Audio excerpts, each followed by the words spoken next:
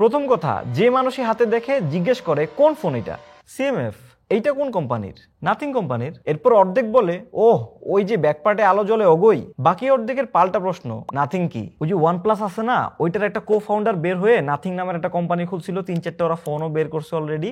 ওইটার একটা sub brand বের করছে হচ্ছে সিএমএফ, ওইটার একটা ফোন এটা। ও আসসালামু আলাইকুম, আমি তুষার বলছি টোটো কোম্পানি থেকে। আজকের টপিক হচ্ছে সিএমএফ ফোন 1 বাই নাথিং। কোনো আনবক্সিং অথবা ফার্স্ট ইমপ্রেশন হচ্ছে না, একদম রিয়েল ইউজার রিভিউ হচ্ছে 2 সপ্তাহের এক্সপিরিয়েন্সের উপর ভিত্তি করে। ইন্টারনেট ব্ল্যাকআউট থেকে মুক্তির পরপরই এইটাই শিফট হয়েছিলাম। একজন কমন ম্যান ফোন কিনে যেসব ফাংশন ডেইলি লাইফে ব্যবহার করে একদম সেই প্যাটার্নেই ব্যবহার হয়েছে আমার হাতে। ফুটনোট, এই ফোনটাই কিন্তু আন্দোলনে আমার সাথে রাজপথের ধাওয়া পাল্টা ধাওয়া, টিয়ার শেল, বিজয়ের উল্লাস সবকিছুরই সঙ্গী ছিল। আর অলরেডি বাজেটে সেরা ফোনের খেতাব কিন্তু একটা আনঅফিসিয়ালি জুটে গিয়েছে সিএমএফ ফোনের কপালে। এই জিনিসটা আমরা ভেরিফাই করে দেখব।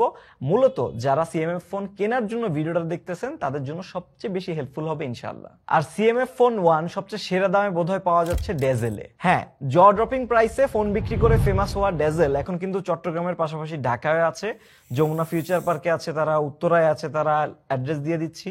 সিএমএফ ফোন 1 তারা সেল করছে এই মুহূর্তে 6128GB ভ্যারিয়েন্টটা, সিম পার্মানেন্ট আনলক 24,000 টাকায়। বিশেষ সতর্কতা, সিএমএফ ফোন 1 এর কিন্তু সিম লক হওয়ার একটা টেন্ডেন্সি আছে, একটা ভেজাল আছে, একটা ইস্যু আছে।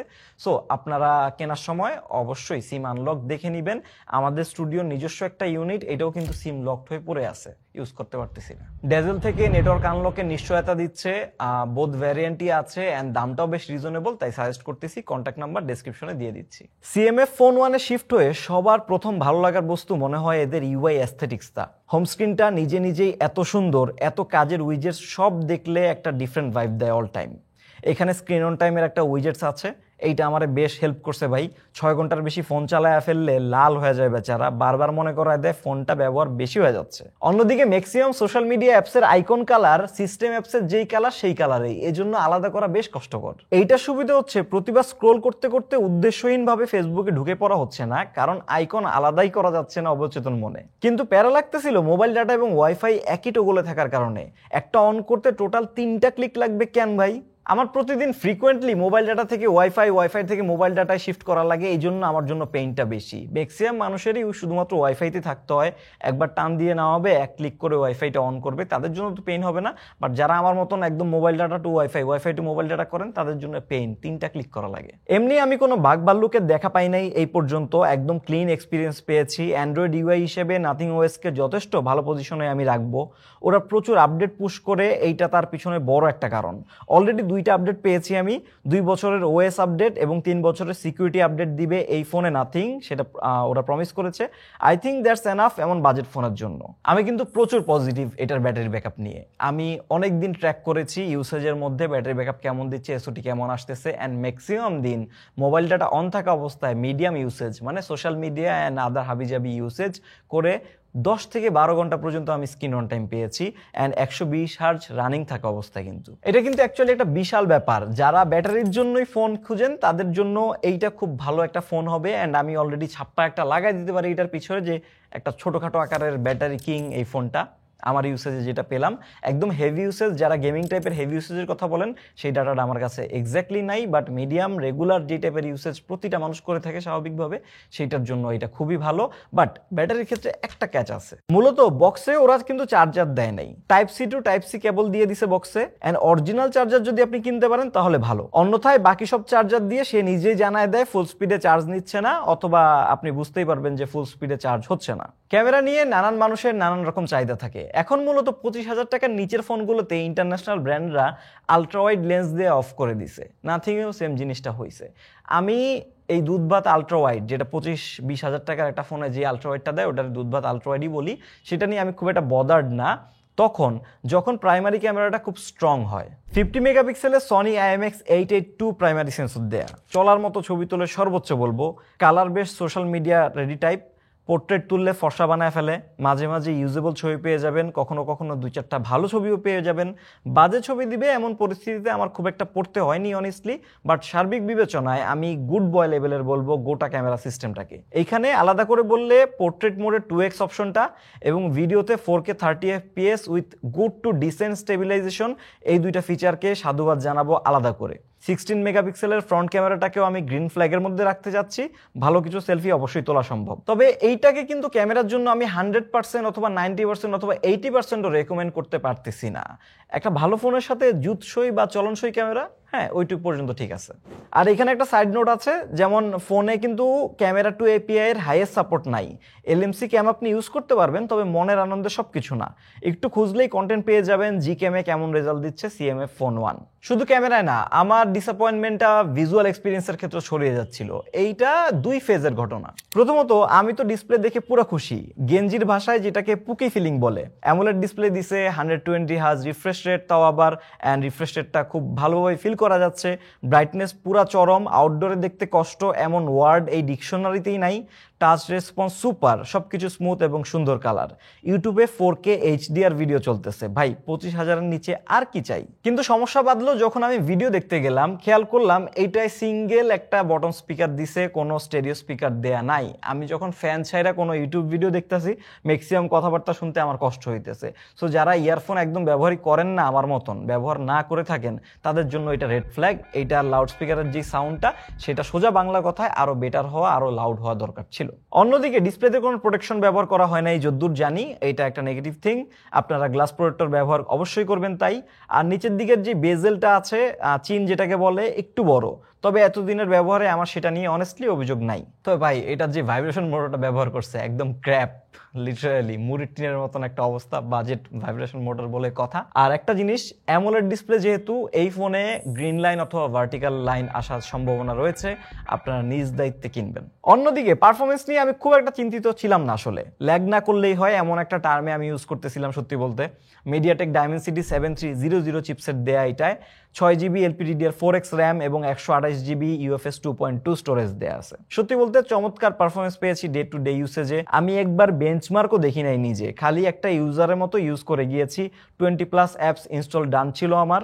এই সময় আসলে প্রচুর মাল্টিটাস্কিং করা লাগছে, যেহেতু বর্তমানে আমরা ফুল টাইম রাজনীতিবিদ এবং পার্ট টাইম স্টুডেন্ট।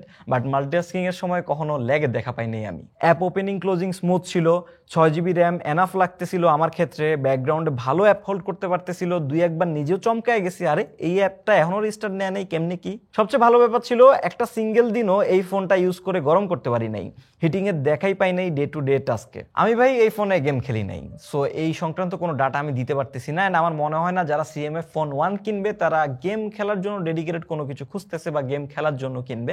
স্টিল আপনার যদি দরকার হয় গেমিং এর একটা ডেডিকেটেড ভিডিও দেখে নিলে সবচেয়ে বেশি ভালো হবে।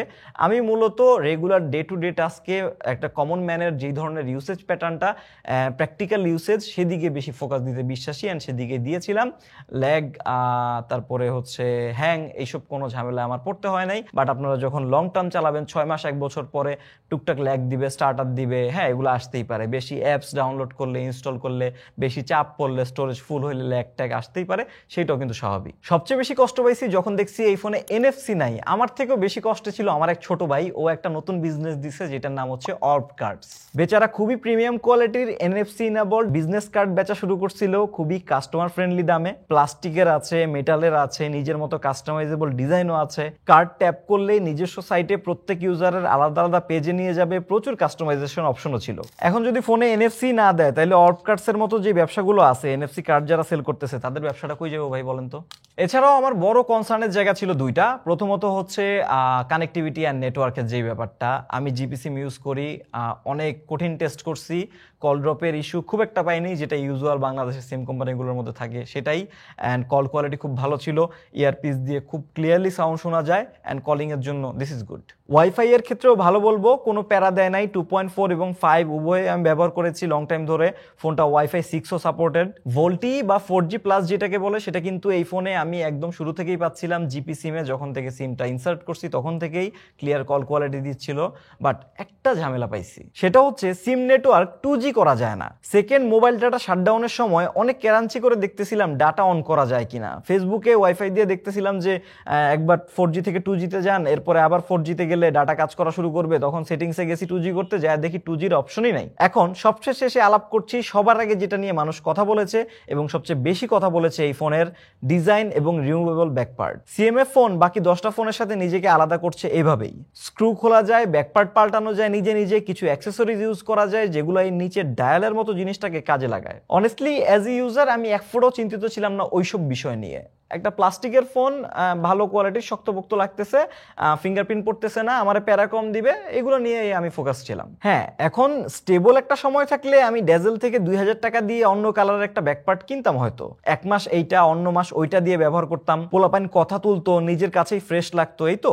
এরপর একদিন খুলতে গিয়ে প্লাস্টিকের ব্যাকপার্টের একটা ভলিউম বাটনের পাশ দিয়ে ভেঙে ফেলতাম, অ্যান্ড আবেগের রীতি সেখানেই হইতো। এর বাইরে যদি কিছু থাকে তাহলে আমি সেদিকে যেতে চাই না। অন্যরা কিন্তু অলরেডি সেগুলো নিয়ে অনেক বেশি আলাপ করে ফেলেছে। আমার কথা হচ্ছে যে এইসব metal, screw, plastic back part, removable, এগুলোর পিছনে যে একটা অলমোস্ট অলরাউন্ডার বাজেট ফোন আছে সেদিকে মনোযোগ দেওয়া বেশি গুরুত্বপূর্ণ। সত্যি ওভারঅল অসাধারণ একটা ফোন বাজেটে সিএমএফ ফোন 1।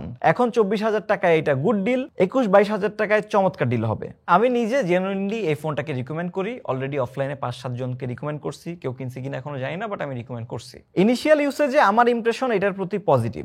আশা করি কিনলে আপনারা সন্তুষ্ট থাকবেন। প্যারা দেওয়ার মতো কিছু এই ফোনে পাই নাই, তবে মুদ্রার ওপিটটাও কিন্তু জানিয়ে রাখি, এই ফোনে শক্ত কম্পিটিশন আছে বেশ কয়েকটা বাজারেই। তবে এখানে একটি এন্ড নোট দিতে চাই, যেমনিভাবে বাংলাদেশের একজন হিন্দু নাগরিক হিসেবে বর্তমানে যদি ইন্ডিয়ান কিছু মিডিয়া নিউজ দেখেন আপনার মনে হবে আপনি অলরেডি মরে গেছেন, তেমনিভাবে এই ফোনের ওয়েস্টার্ন ওয়ার্ল্ডের যদি কোনো রিভিউ দেখেন মনে হবে ভাই এইটা দুনিয়ার বেস্ট ফোন, কজ ওরা মাত্র $200 এইসব জিনিস পায় না, মাথা নষ্ট। এরপর আপনি যখন ইন্ডিয়ান রিভিউ শুনবেন তখন মনে হবে যে খুব একটা তো জুতের ফোন এটা না, কারণ ইন্ডিয়ায় এত কম্পিটিশন এবং ফোনে ভ্যালু ফর মানি স্ট্যান্ডার্ডটা এত হাই হয়ে গিয়েছে, সেখানে ভালো ফোনের তকমা জুটানো খুবই টাফ। এরপর এসে বাংলায় দেখবেন মিশ্র প্রতিক্রিয়া পাবেন, বাট যেহেতু বাংলাদেশে থেকে কিনতেছেন, বাংলাদেশের মার্কেট থেকে কিনতেছেন, আমরা যেসব ডাটাগুলো দিলাম সেগুলো অনুযায়ী নিজে জাজমেন্ট মেক করুন, বাকি সব কম্পিটিটরসগুলো দেখুন, সেই অনুযায়ী নিজের মতো করে কিনুন। আশা করি আপনারা ঠকবেন না। অ্যান্ড ডেজেল থেকে কেনার কথা বললাম যেহেতু, ওদের সিম আনলকের ক্ষেত্রে নিশ্চয়তা ওরা দিচ্ছে অ্যান্ড রিজনেবল দামও দিচ্ছে, সো আপনারা দেখতে পারেন সেখানে। আপনার মূল্যবান মন্তব্য কমেন্ট বক্সে দিয়ে যান, আমার জন্য খুব উপকারী হবে। আজকে আমি আশিকুর রহমান তুষার বিদায় নিচ্ছি স্বল্প সময়ের জন্য।